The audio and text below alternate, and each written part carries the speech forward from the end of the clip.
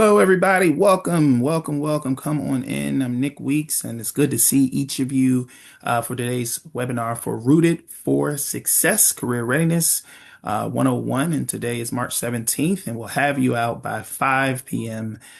Eastern Standard Time here. So good to have each of you. And before we get started, a few housekeeping items.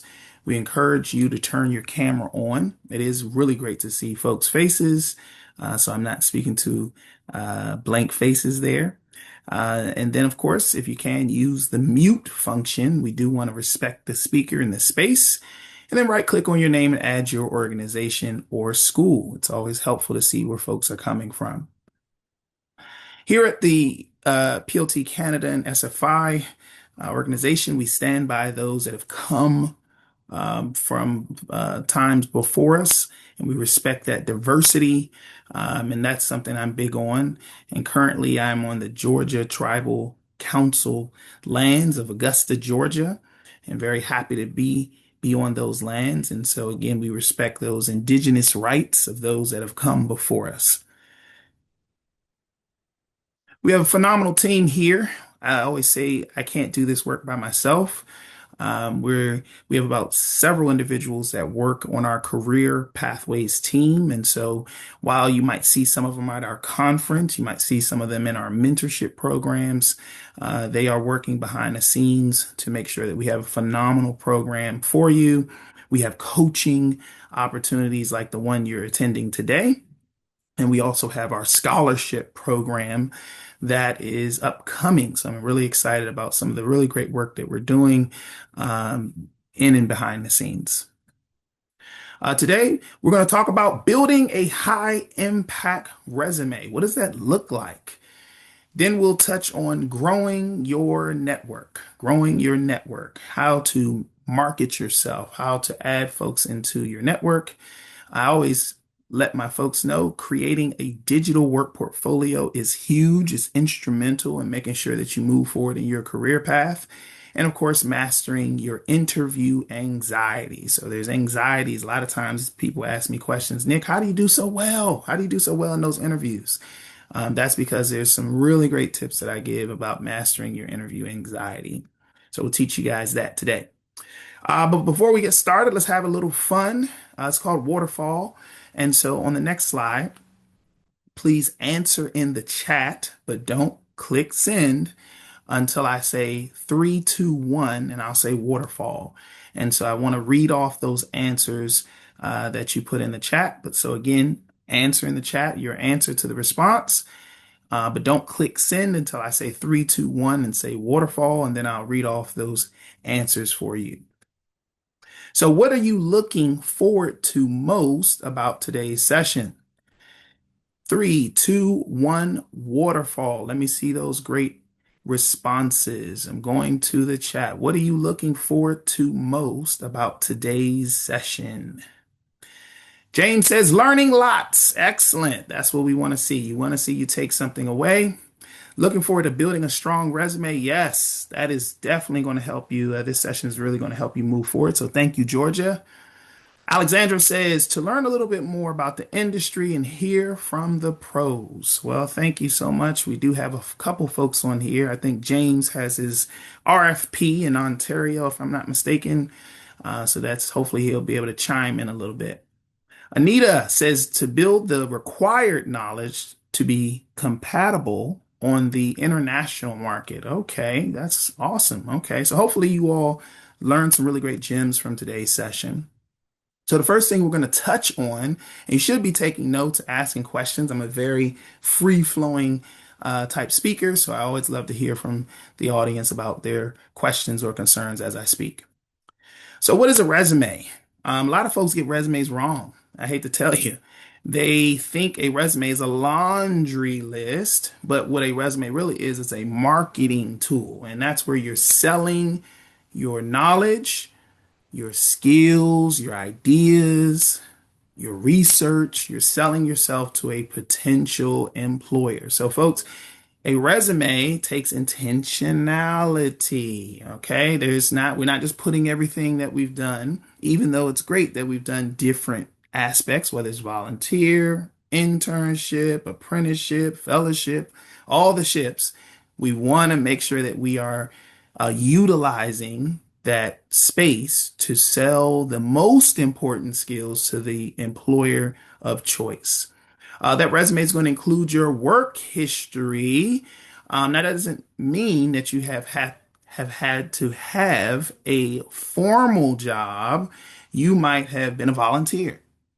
You might have been working in a family business.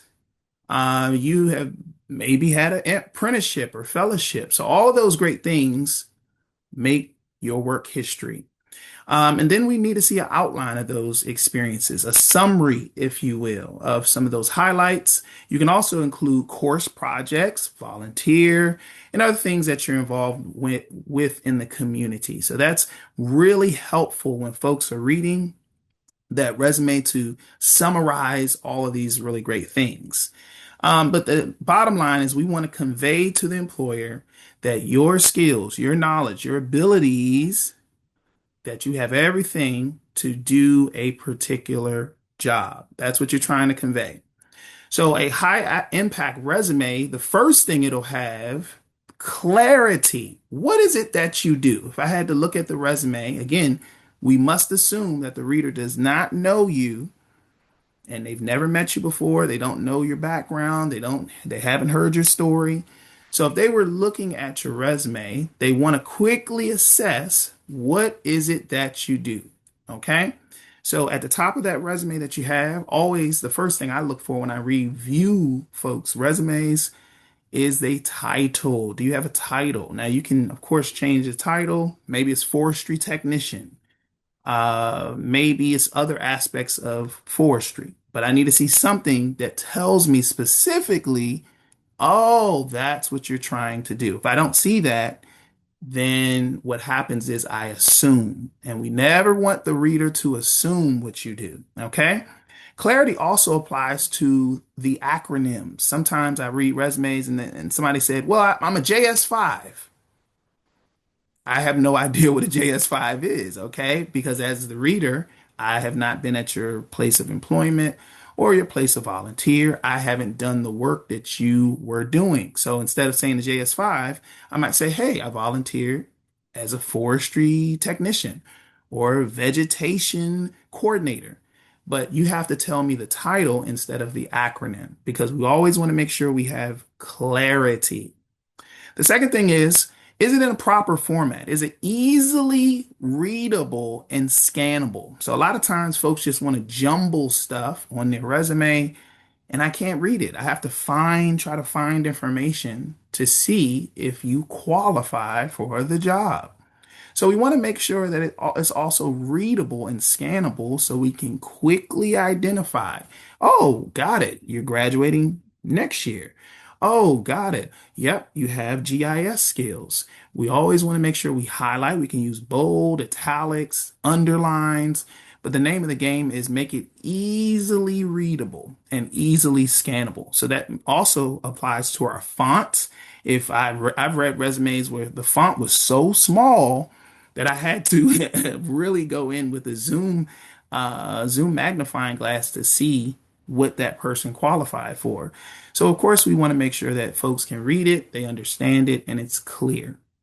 And the third thing is relevant to, not relevant to you, relevant to the job description. This catches the most people.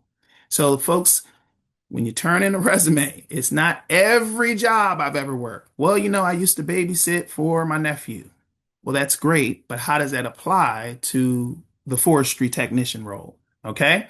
So when we're applying to the role, we want to think about in that space, what would make the most sense when I apply to this job? What would make the most sense based upon the job description? Because the job description is written for you to have better clarity about what the company is looking for. What are their pain points? What are they looking for? What type of verbiage and keywords are they using in the job description? And when you think to yourself, how I like to do it, I'll take one sentence at a time and I'll say, based upon that one sentence, I'll say, hey, let me think about all my volunteer, Let me think about my internship work, my fellowship work, my research projects. Maybe I have worked in a family business. I'll use everything to support what they're asking, what they're looking for. Okay, so it's what the company is looking for, not what's relevant to you. So that's probably the biggest thing I see that takes away from the persuasiveness of a lot of folks' resumes, and which is why they don't get callbacks. Let's address something else, gaps on the resume. So sometimes life happens. As they say, life be lifing, right? Folks start families, folks go on medical leave, they have mental health issues, they have bereavement, divorce, financial issues. Life is life, and folks, it is okay to have gaps on your resume. But what's not okay is to write a irrelevant resume. So let me repeat that. It's okay to have gaps on your resume because life happens. What's not okay is to have irrelevancy on your resume. So I would rather have a resume as a recruiter because I have been a recruiter, I've been a hiring manager before. I would rather have a resume with gaps that make sense to what I'm hiring for versus a resume with all the details filled out and it doesn't have any relevance to what I'm looking for in the role. Okay. So it's okay to state on your resume, hey, caretaker or started a family. It's okay to do that. Or you just don't have to do that. If you don't feel like you need to address it, that's fine. Typically, your hiring manager will ask during the interview. You can also address it in your cover letter, but you don't have to go into a ton of detail. Just state the bare minimum and keep it moving. So I would rather, again, that your resume is reflective of the position, the skills, the knowledge, the abilities that you have. That tells me more than worrying about the gaps on your resume. What are the different types of resumes? You have the chronological, which we'll spend the most time on today. You have the functional and you have a combination resume. Now, typically, a recruiter is going to want to see a chronological resume. Even if you don't have as much skills and expertise, even if you're just about to graduate, they typically prefer to see a chronological resume because dates matter. Okay. So, but we'll spend a little time today on functional and combination just so you have awareness. But most of our time will be spent on chronological. But let me go back actually. So chronological is the most common. Again, we're looking for your name, your contact information. You would be shocked to see people don't list a personal email, not your school email. Do not list your school email. Why, Nick?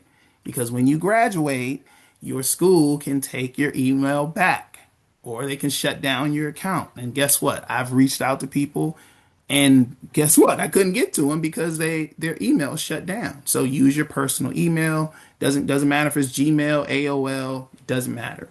Contact information, your phone number that you're going to answer. Check your voicemail. Delete your voicemail. I've called folks and guess what? I can't get to them because your mailbox is full message. You would be surprised how many people fall into that trap. You can also include your LinkedIn information. If your LinkedIn is up to date, especially include that there as well.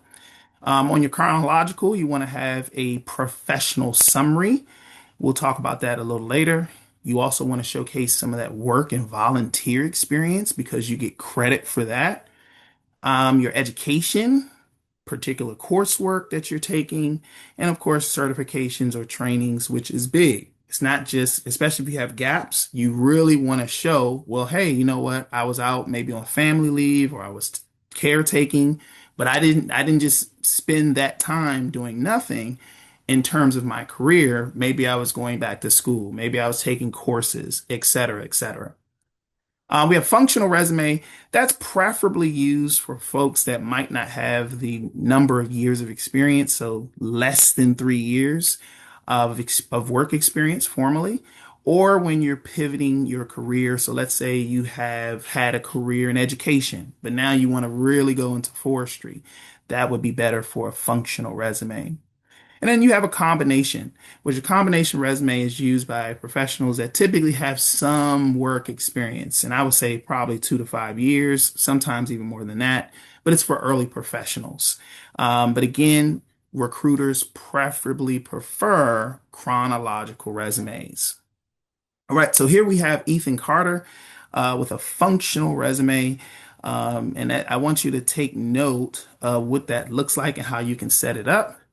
And let's go to actually this slide right here. In the functional resume, we see that Ethan doesn't have a ton of work experience. So he's not going to list the dates there, which is why I've highlighted it. He says, hey, I was a graduate researcher. We don't know how long. If I'm the recruiter, I was a forestry ops and I did some conservation lead for volunteer work. So it looks good. Again, it tells me a little bit that he has obviously some experience, but we don't know how long he's been in those positions. But again, if he's switching careers, or if he doesn't have a ton of work experience, or if he has gaps in his resume, a functional resume might be a little bit more appropriate. Now we go to a combination resume. Combination resume is really drilling down into those technical skills. So again, this is for someone who's been working for a while. They're going to have a lot more skill sets, lot more data to draw from. I've highlighted that for you all. So as you can see, this is probably some of the studies, research that you've already done. This resume has, oh, I can see that they have done GIS, they have LiDAR, GPS navigation, some CPR AED, really drilling down into those technical skills. We do see some dates there, not long, but it does help. And then on the second one right here, we see that the combination has a lot of good internship experience that we can pull from as well. So again, there's nothing wrong if you have work experience and you want to use a combination resume. It's just preferred that you use a chronological resume. And the biggest thing with a chronological resume is that you will see numbers everywhere in the resume. So at the top right here, we see that Mr. Ethan has 2 years of forestry operations. That's very helpful as a recruiter is reading through and saying, oh, you know what? Got it. This person has 2 years of experience. We also see that we have our skills that we might say in our core competencies listed in our professional summary. So we see that Mr. Ethan has GIS mapping, silviculture research, and he didn't just have it anywhere in North America. We see, he's in Ontario. So when a recruiter's thinking who best to bring in, they are also thinking about your industry and your location experience, right? So if you have specific skills or awareness or experience working in a certain sector, it does, and it can take preference over someone who does not. So we also want to make sure that we're listing the location and the industries that we have experience in, just like the skills that we have attained. We also see those core competencies. Again, a great chronological resume will drill down into those. And then on here is the most important part. We see numbers. So instead of Ethan saying, well, I just looked at a lot of trees. No, we always want to be very specific with the numbers of the work that he's done because you do get credit for that. So we see that Ethan, as a graduate researcher, he analyzed 1,200 hectares of urban canopy. That's a very specific statement, and that allows the recruiter to, or the hiring manager, to assess and give credit for the work that he's done. So make sure when you go through your resume, or if you want to send it to me after the call, make sure that your resume has numbers and make sure your resume has achievements.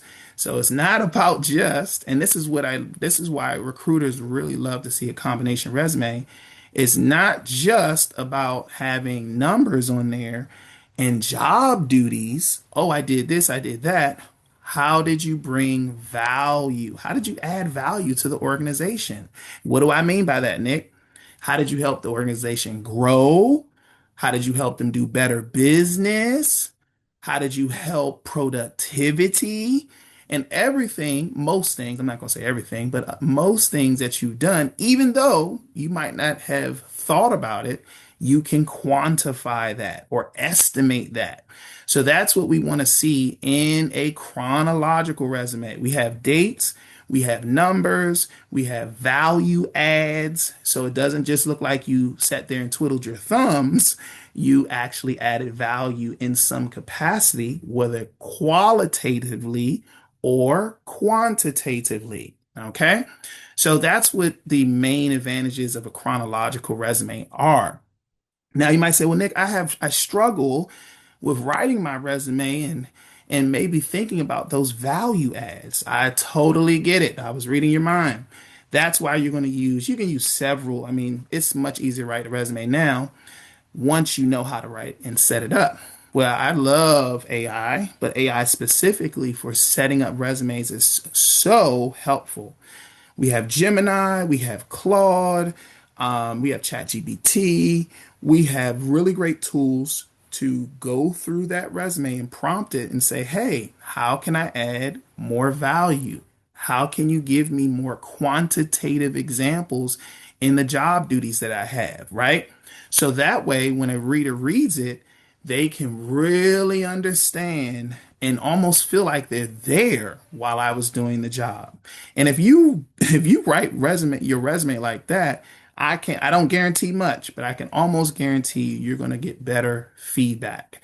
You're going to be invited to those interviews. That's what folks want to see. Now, again, JobScan is helpful as well. That's a great tool, a software that will compare the resume that you have currently to the job description. You can also use ChatGPT, but JobScan goes even more in depth. Now, it used to be free. I think it is free up until a certain number of times that you use it, but it's a very, very helpful tool to write a more technical resume. I always go Grammarly. I'm a terrible speller, so I love Grammarly. And you can download that through Google Chrome, which is free. There is a free version of it that gives you a certain number of times you can use it. But it's so helpful when you don't have misspellings. It's so helpful if you have bad punctuation and you can get the help for it. Take pride in your brand because, again, when I'm a recruiter or a hiring manager capacity, I do look for that as well. And then we have Job Hero. A lot of folks don't know about Job Hero. Job Hero is helpful when you write those job achievements. They give you examples of other folks' resumes so that you can see and say, hey, you know what? I can write something similar to that, or maybe I can write the same thing at my current position. Okay. So all of these are great tools, and there's dozens of others, but those are the ones that I use as a resume writer myself. Before turning in your resume, so I'm going to read this and then I want to ask anyone for questions. So before turning in your resume, here's a great checklist. Look at that header. Look at that header. Is your name on the top? Do you have your title that we talked about to provide clarity? Can folks read it? Is it really, really small or is it good enough for folks to read and scan? Do you have the contact information listed? Phone, email. Have you checked your voicemail to make sure that you don't miss those calls, right? Do you have your personal email, not your school email listed? In the body, did you list your educational credentials? Did you include the skills, the knowledge and experience related to the job that you're applying to? Does your professional experience start with action verbs? That's another good one. Also, did you include your accomplishments? Did you have awards and honors? Try to stand out in every capacity that you can, because again, different companies look for different stuff. I can't tell you every company looks for the same thing, but what I can tell you is as much detail, put as much detail that makes you shine and makes somebody say, whoa, this is exactly who we were looking for as possible. So wherever you shine, if it's education, if it's in your research, if it's in your volunteer work, everybody's unique. And there are companies that are looking for the experiences that you all have. So let me pause right here.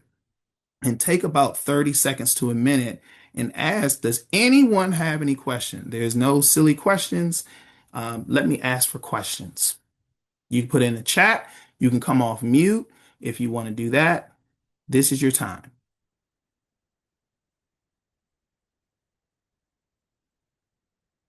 And if you think you got it, put a thumbs up in the chat or say, I'm good, Nick. I got it.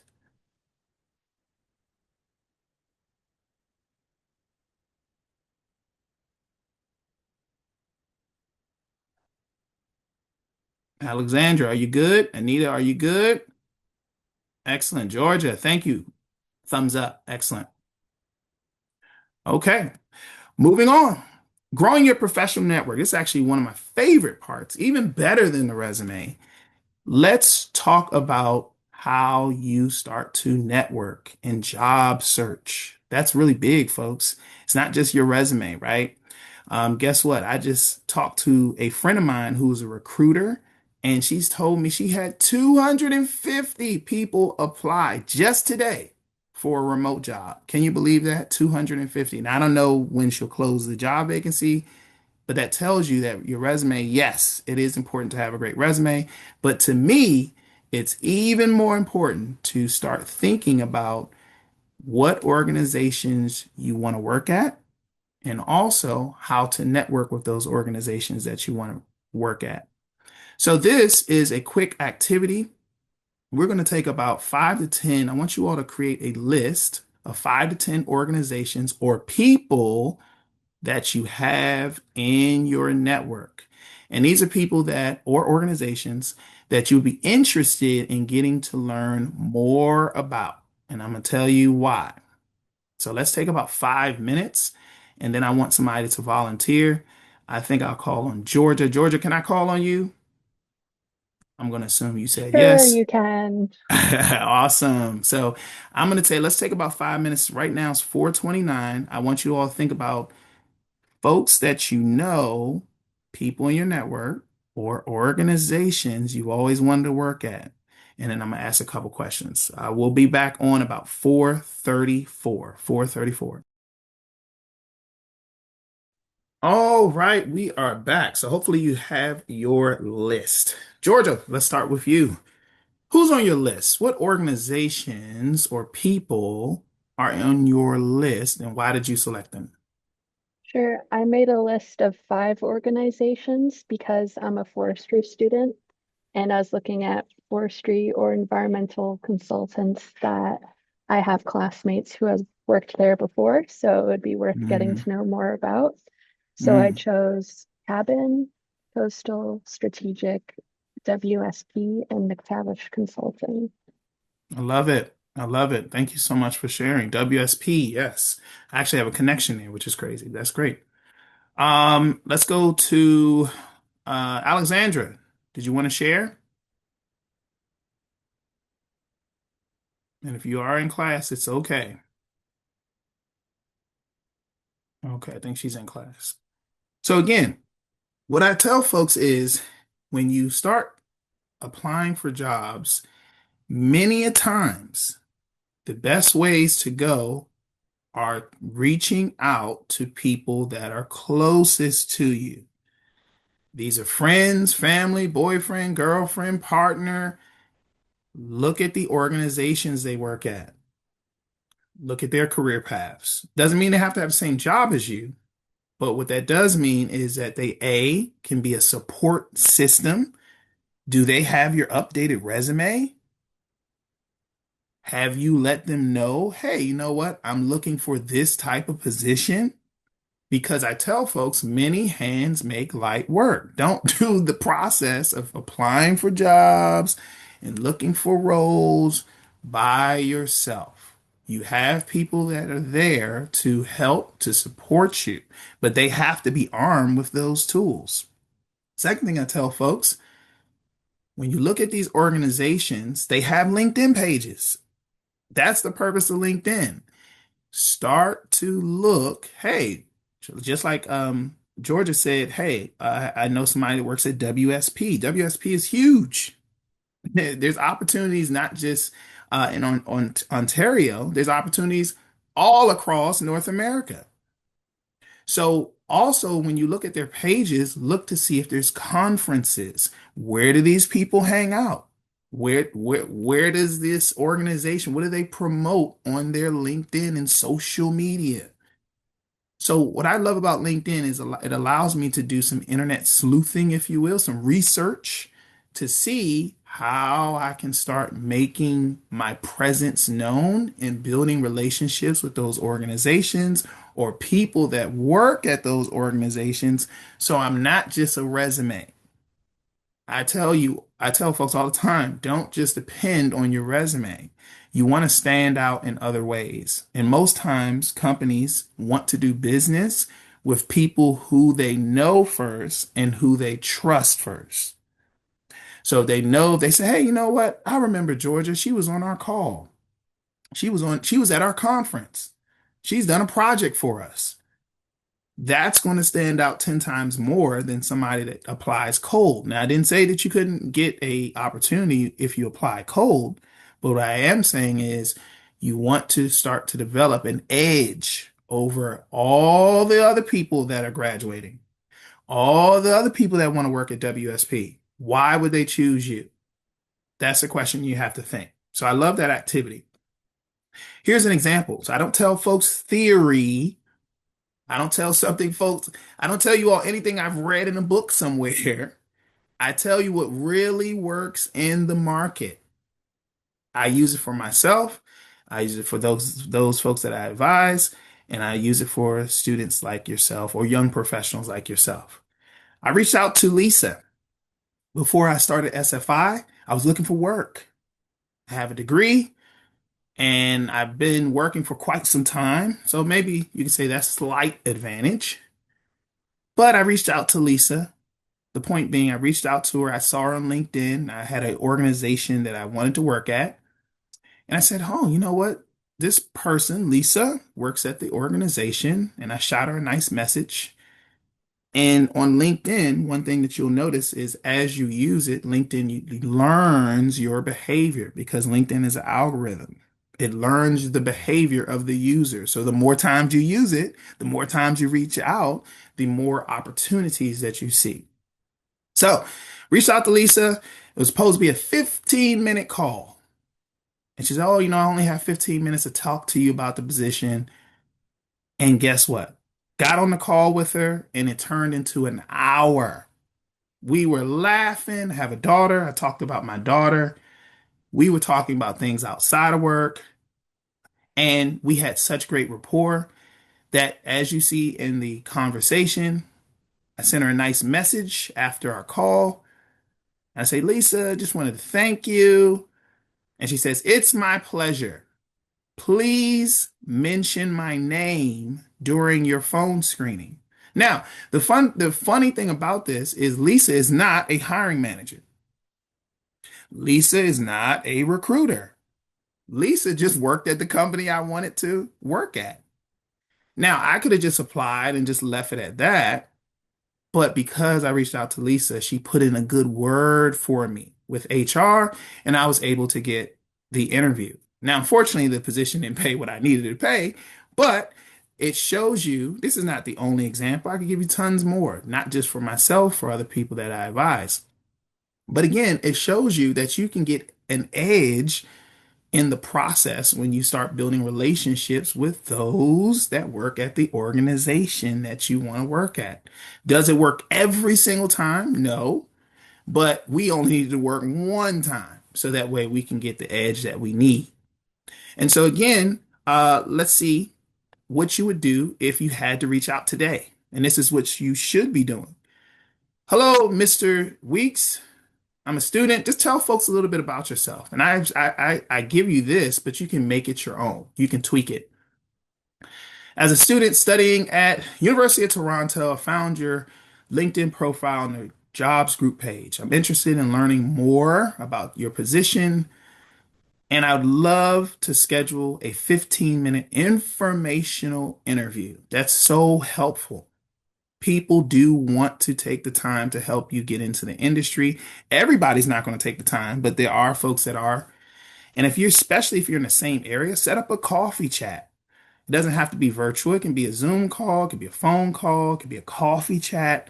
So that way you get more understanding about the career path, possibly mentorship. But the best thing you can get is somebody that typically will refer you in. Okay. And now the only thing, the caveat here is when we do reach out to folks, please put a time. Don't just say whenever you're free, because people are never free. So you always want to say, hey, Nick, I'd love to meet up tomorrow before 3 p.m. How does that sound? How does that work? Okay. So you all should be doing that at the end of the call. Why do we do informational interviews? Because again, when you set up these calls, every job, every employer is going to say, "Oh, we're amazing. We do great. We do this and we do that." Every job is going to say that. But there's some organizations and some career paths and some jobs and some work culture that's best fit for your personality. So we want to ensure that when we do get this opportunity to spend time on the application, to interview, and then to land the position, that we are in the position that's best fit for our professional growth. So if we can do the beginning work by talking to individuals to hear their experiences about the job, it is very, very helpful. Okay. A second thing is you can use informational interview to find mentorship. I'm shocked when I see folks that want to get in the industry and work harder than they have to. I don't want to work harder personally. I want to work smarter. I want to get a mentor, maybe even more than one, that's able to help me navigate. Maybe I need to take a certification. Maybe I need to go to a certain internship or a certain career path. So always start to and think about building your network, not just spending a ton of hours on your resume. I love that Georgia said, hey, you know what? I know somebody at WSP. Excellent. Start there. How can we start setting up those calls and those conversations so that we can possibly get mentorship? Because people are willing to help you. But the bottom line is you increase your insider knowledge about that career path, that organization, or that particular job. And again, if somebody shares their experience, it does not mean that it's exactly the experience that you will have, but it does give you some data that you can pull from about, I heard this person's experience. This could be a challenge. This could be an opportunity before I get into that line of work. Add Ashley. Let's drop the email. See, I like to give people freebies. This is a freebie.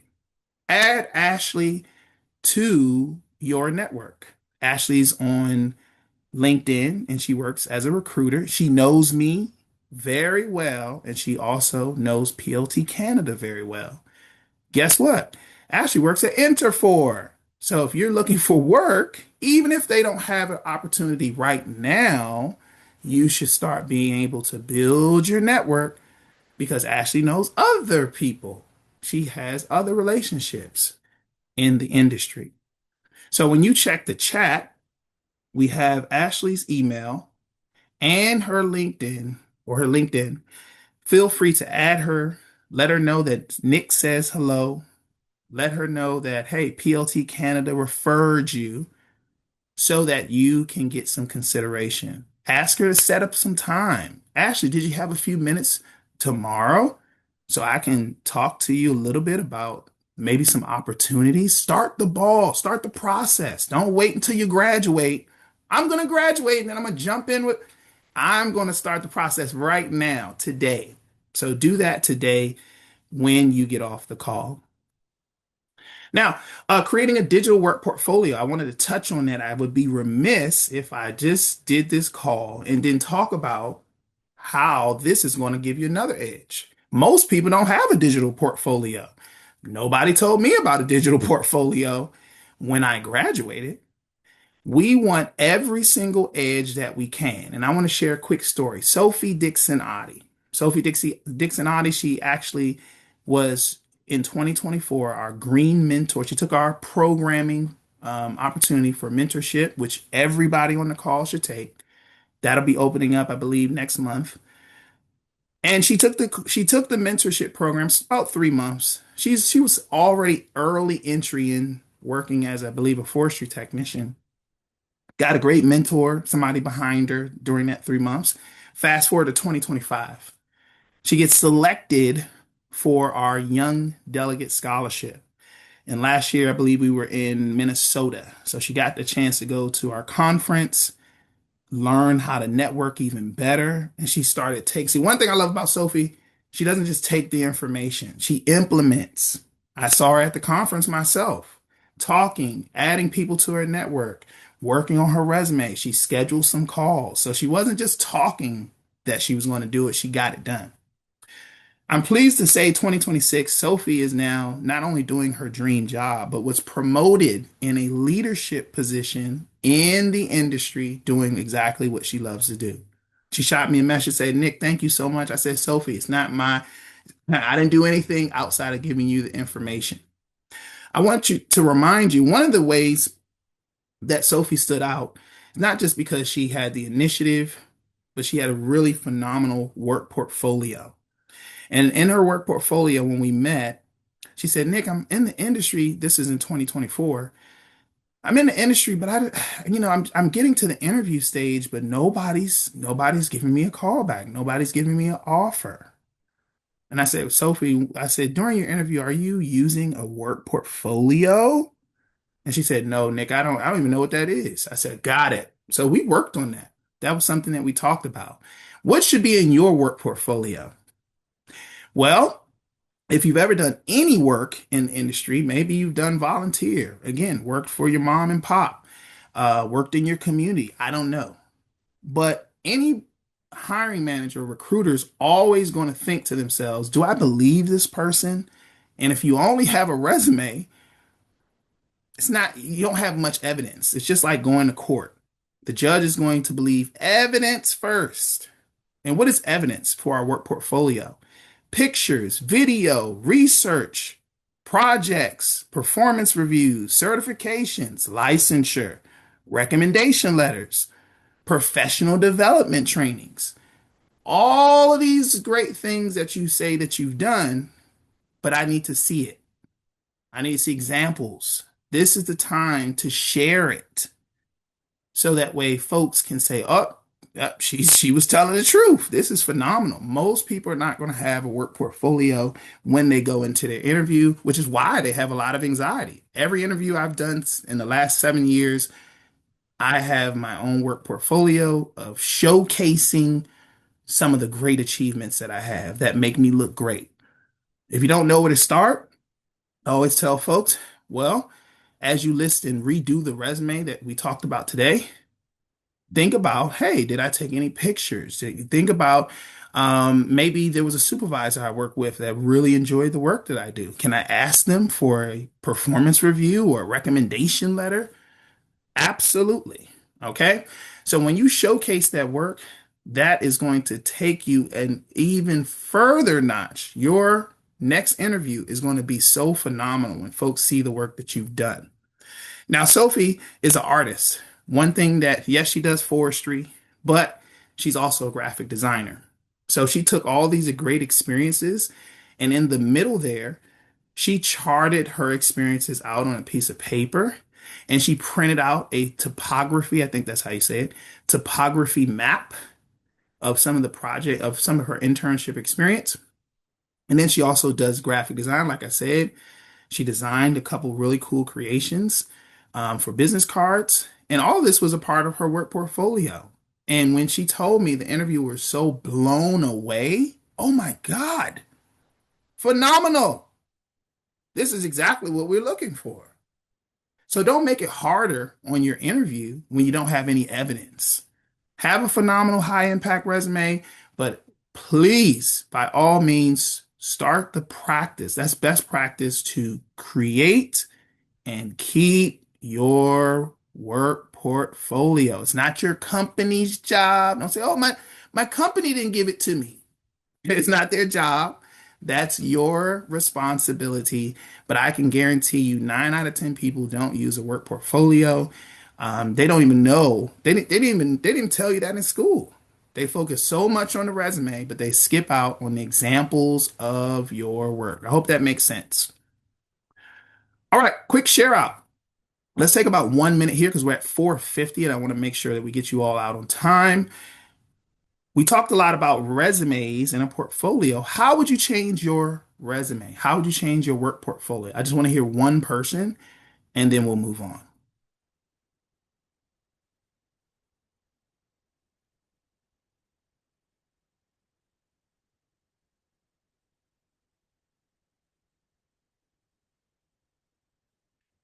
You can also use the chat. One way I would change mine is I definitely tried to put all of my work experience into my resume. Doing a bunch Mm, of co-ops that can look a little messy and hard to fit in, and then you end up leaving out maybe more relevant skills. So it might be a good idea to include the most relevant and recent work experience. absolutely. Georgie nailed it on the head. Again, I tell folks all the time, comb through it. And even though you say, oh, well, it really matters to me. Well, that's good. Have somebody objectively look at it. It could be a friend, it could be me. I have an open coaching calendar. You're more than welcome to sit with me and we can comb through it. I really enjoy that. But yes, focus on the impact, focus on the relevancy to the job description. We don't need 5 pages of stuff, of a laundry list. We want 2 pages of intentional, relevant information that makes sense. So thank you for sharing that. All right, cool. All right, let's touch briefly on interview anxiety. And we're not going to do this activity. We'll skip right into it. So a lot of times folks do also come to me and they say, well, Nick, I'm having so much anxiety. What if I say the wrong thing? What if I get rejected? What if I blank out? I don't know that I'm good enough. What if they ask a question I don't understand or I don't have the experience for? Very common. I tell you, I had social anxiety all throughout high school, which also affected my work opportunities because when I had to do a panel interview or when I had to get on Zoom, I was scared. I was nervous. If I said the wrong thing, if I felt that I would be rejected, if I felt that I wasn't prepared, all sorts of things when folks go and interview. But actually, the things I'm going to help you with today, they'll help you to master, because you obviously have to practice, but it'll help you to master and feel more confident. First thing is fear of rejection. I tell folks you cannot, even if you had a great resume, a work portfolio, every job is not for you. That's the unfortunate truth. But what I can say is when you are clear about your values, how you work best, the work that you're trying to do, the other party is clear, the employer is clear, and they can make a great assessment of, this is exactly what we're looking for. So fear of rejection is very, very common. I'm not going to get the job. I'm going to bomb the interview. I totally get it. And I would tell folks to manifest their win first. One thing that I like to do personally is I always concentrate as soon as those ideas and thoughts, oh my God, I'm not going to do well. I have kind of a mantra that I have some affirmations. It sounds crazy. I thought it was crazy myself when somebody told me about it, but I really write down, hey, I'm going to do very well. I'm going to feel confident in myself. And I have to really sit with myself a few minutes, obviously not right before the interview, but in advance of the interview, I sit with myself and I focus on all the things about my story that makes me unique, makes me great, and that helps me to see, in a way, visualize my win first and lowers the anxiety of feeling like, oh, I'm going to get in there and bomb it. So if I spend more time focused on bombing it, obviously I will bomb it. But if I spend more time focusing on building my positive mindset up, that's what I'm going to do. And that's why at least in the last several years, I've been phenomenal. My clients have been phenomenal and my students have been phenomenal because they focus more time on what their story is, their brand is, how great they've done in their past or what they're doing currently. They spend more time on the positive aspects and see that visual and visualize that win first. Lack of preparation is the easiest. Sometimes we feel like, oh, I'm just not ready. I always tell folks to take time to do a mock interview with somebody that's objective. It could be a friend, it could be a mentor, it could be me. Again, sign up for my coaching. But the answers to most of the questions they're going to ask, they don't come from air. They come from the job description. So you can actually put the job description in your Gemini chat and ask it for interview questions. And 9 times out of 10, these will be the same interview questions that they will ask during your interview. You can film yourself, you can do your mock interviews before you start to do the interview. You could also jot down 3 to 5 examples, specific context about different things that you have done in your work experience. And again, when you prepare early and prepare smart, you lower that anxiety when you step into those interviews. Um, let's go to social anxiety. Sometimes folks have a fear of talking to people. And I totally get it. I told you all in high school, very big on social anxiety. I would never talk to people. I would have never got on a call or a webinar ever. I couldn't even imagine doing that. But one thing I specifically did, I started being intentional about doing more networking, working actually. I used to do Toastmasters. I don't know if it's in Ontario, but it's an organization that focuses on working on your speech and your oration or oration. I think that's the word. I also did a lot of interviews with family, right? Friends, mentors, people that were new in my network. I would ask them, hey, do you have a few minutes if I could interview with you, just so I could feel more calm, more confident. And most of them obliged. And so, again, because I was very intentional, I started working on my ability, my speaking ability, because we know speaking is a huge soft skill, doesn't matter what career path you're in, that can take you to the next level. I always tell folks, think of yourself as a consultant. A consultant is somebody that comes in to fix specific problems. And again, if you think of like, hey, what is it about speaking in front of folks that gets me nervous and start working on those components, I can almost guarantee you can start building out of that anxiety. Fourth thing, imposter syndrome. So that means, oh, I'm not as good as I think I am.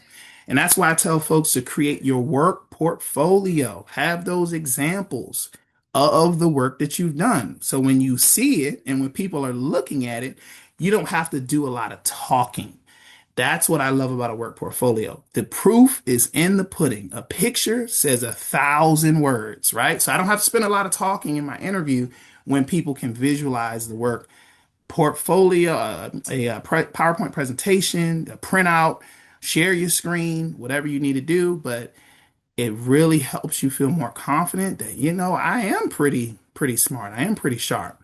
You can also meet with a mentor in that space and industry. That's why we have informational interviews and say, hey, you know what? This is what I have so far, and when you're talking with them, you're also thinking about, hey, you know what? Maybe I have done this. Maybe I have worked on this. Maybe I've done the research, right? So it really helps you to start building your network and lowering that imposter syndrome as you work with people and you have your work portfolio. I got about 2 minutes left. We'll skip this one here. Um, I did want to really let you all know when you set up those informational interviews, well, preferably those interviews, we always want to make sure that when we're answering, we have the CAR format. This is important as well when you're giving a response so that you're not rambling, you're not talking about any irrelevant information. Give an example. Hey, you know what? As a forestry technician, while I don't have direct experience working as a forestry technician, I had a major challenge in my school. We wanted to build a greenhouse, and I took the initiative. That tells the challenge, right? The action I took, well, I actually started off to work with my student team. I put out an email about really helping getting the volunteers that we needed for the greenhouse. And as a result of me building this team of different folks at my school, not only were we able to build the greenhouse in 6 months, but it's now at our school and we have trainings, we have curriculum, challenge, action, result. It's the same. This is the car format that you can use and you can take with you when you do your interviews. And almost any question they're going to ask you can go into that simple format so you can form a very succinct response that makes sense. So that's just wanted to caveat that for today's session. Now, what's next? We will be sending out a survey for today. I did want to make sure that I stay within the time that we have. And then, of course, some of you all might need that help. You might say, Nick, you gave me a lot of information and I need to meet with you for your career coaching. We have a link for that. I would strongly suggest that you sign up so that you can move your career forward, whether we're meeting about resume writing, whether we're meeting about interviewing, whether we're meeting about your work portfolio. Please sign up. Make sure that you're going to do that. Also, and last one is our Green Mentor program. We don't have a link right now, but that is on the horizon. That application will be open next month. I would strongly, even more strongly than last strongly, I would strongly suggest that you sign up for that as well because we have phenomenal mentorship. It's a 3 month program that's very flexible, and you get a mentor that's already doing what you probably want to do. And so if you do have issues or struggle with building your network, that's a really great program for you to do that. I want to wish everybody a great Tuesday. Thank you for spending some time with us today. Hopefully, you took a few gems with you to improve, enhance the opportunities that you'll be going into, whether it's the resume, the interview, or your digital work portfolio. But I hope that you all tune in again. We will have kind of a monthly session, if you will, or maybe we'll see you at our Green Mentor program. But we wish you the best. Take care.